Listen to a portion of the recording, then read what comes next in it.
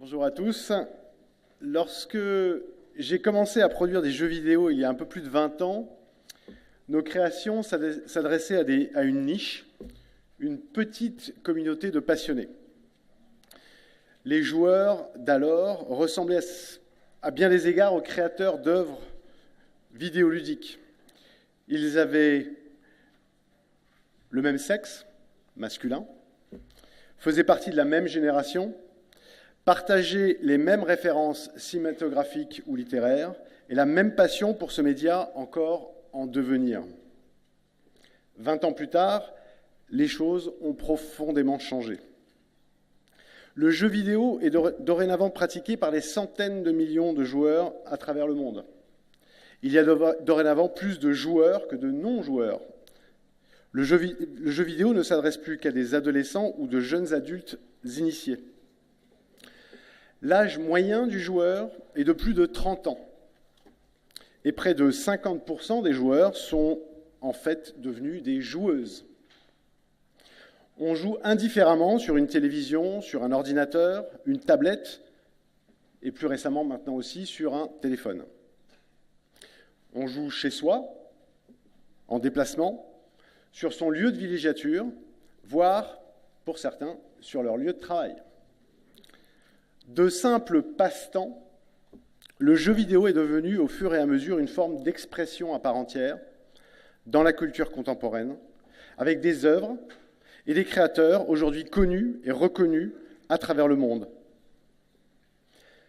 Cette démocratisation très rapide du secteur, nous la devons bien entendu au départ aux créateurs de jeux vidéo eux-mêmes. Au milieu des années 90, c'est-à-dire justement il y a 20 ans, la puissance graphique des consoles de jeux dédiées, telles que la toute première PlayStation de Sony ou la Saturn de Sega, va offrir aux créateurs de nouvelles terres d'expression. Avec la 3D notamment, les jeux gagnent en réalisme et en force d'expression. Des créateurs d'horizons divers commencent à s'intéresser aux médias et des genres nouveaux apparaissent. Grâce à un prix attractif, la console de salon va peu à peu s'imposer sous les télés d'un nombre grandissant de foyers. Et progressivement, grâce à ces jeux d'un nouveau genre, permettre de toucher un public plus large. Plus récemment, ce sont tour à tour les consoles portables, comme la 3DS, Facebook, les téléphones mobiles, dont j'ai parlé précédemment, qui ont permis d'attirer un public à la fois plus jeune et plus féminin. Une cible qui dorénavant n'est plus forcément à l'image des créateurs de jeux vidéo et qu'il a donc fallu comprendre, apprendre à mieux connaître. Pour ce faire, depuis une dizaine d'années maintenant, on ne réalise plus seulement des tests techniques permettant de s'assurer que tout fonctionne correctement, mais aussi de plus en plus de tests qualitatifs. Au départ, les développeurs et éditeurs ont commencé à inviter des panels représentatifs de joueurs à réagir à des nouveaux concepts.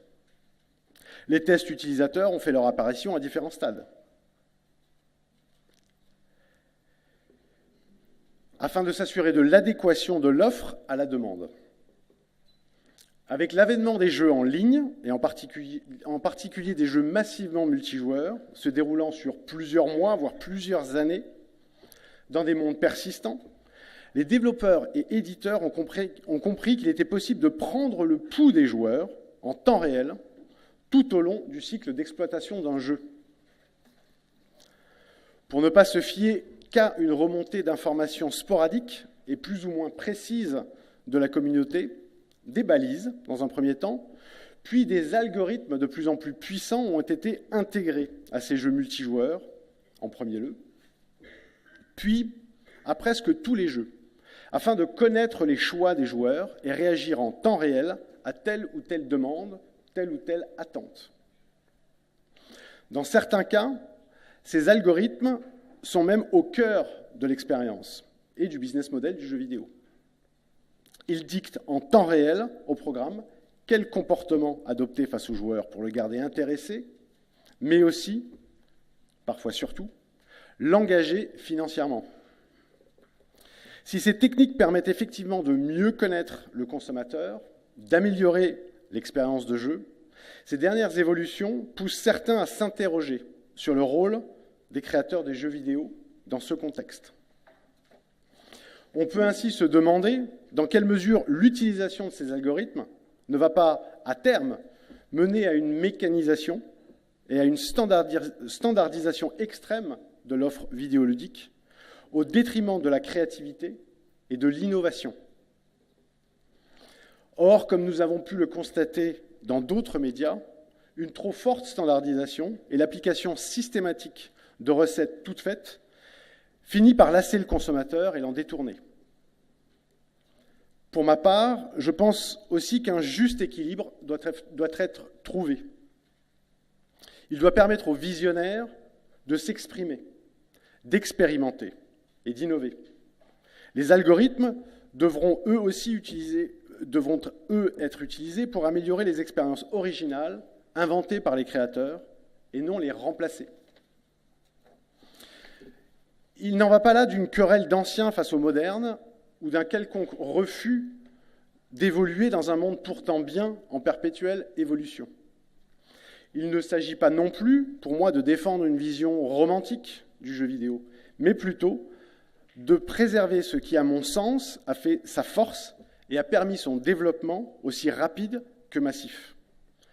Une forte innovation créative couplée à des modèles économiques qui s'adaptent aux nouveaux usages et aux attentes des joueurs.